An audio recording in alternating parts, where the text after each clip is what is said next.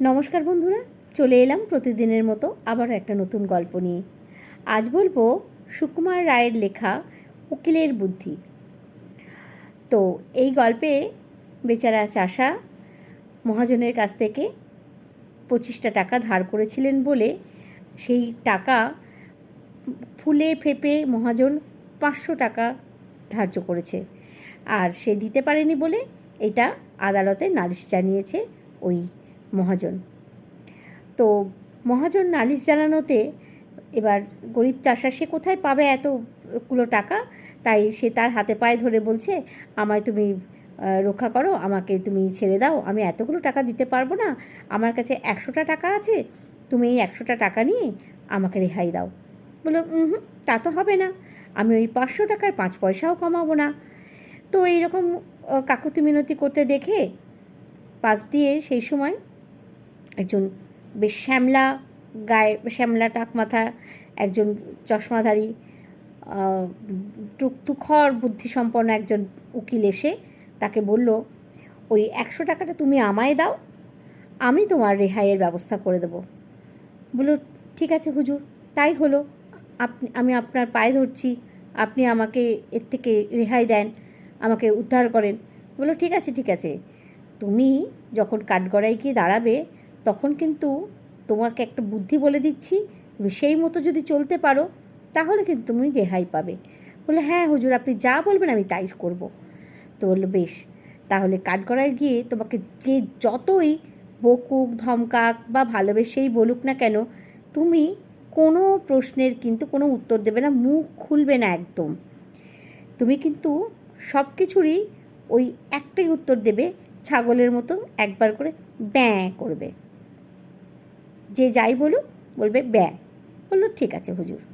তো যথারীতি কাঠগড়ায় গিয়ে যখন সে দাঁড়ালো তখন ওই মহাজন পক্ষের উকিল, একদম জাঁজরিল উকিল, তাকে এক ধমক দিয়ে জিজ্ঞেস করলো যে, বলো, তুমি কি বেশ কয়েক বছর আগে ওই মহাজনের কাছ থেকে 25টা টাকা ধার নিয়েছিলে?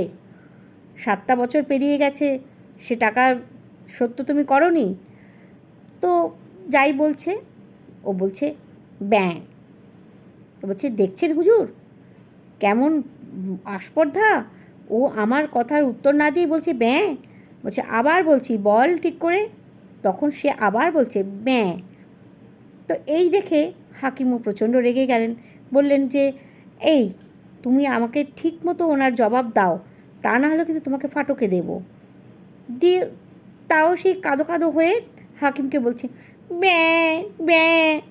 তো যাই হোক, এইভাবে হাকিম বলছে, মা, এই লোকটা কি পাগল নাকি, একে যাই জিজ্ঞেস করছি এ সময় ব্যাঁ ব্যাঁ করে যাচ্ছে।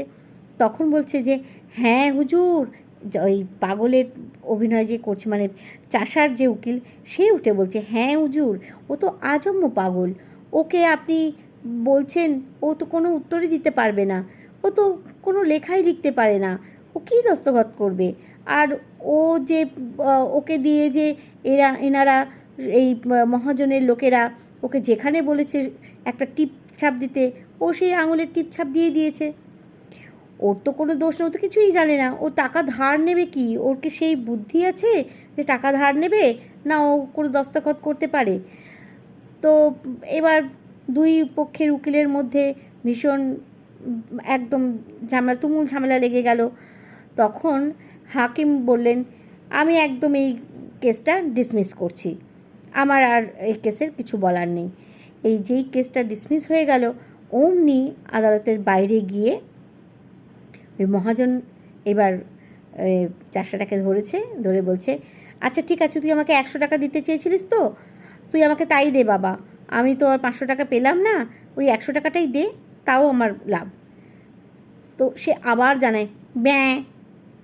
তো বলছে, তুই আমাকে ঘোল খাওয়া না কেন, তুই আমার টাকা দিলি না তো, আমি জানি তুই এগুলো পাগল সাজার অভিনয় করছিস, তুই আমার টাকাটা দিলি না তো, ঠিক আছে, আমি তোকে পরে বুঝে নেব।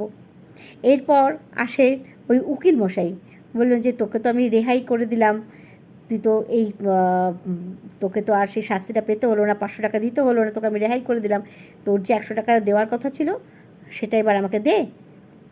তখন আবার বলল, ম্যাঁ।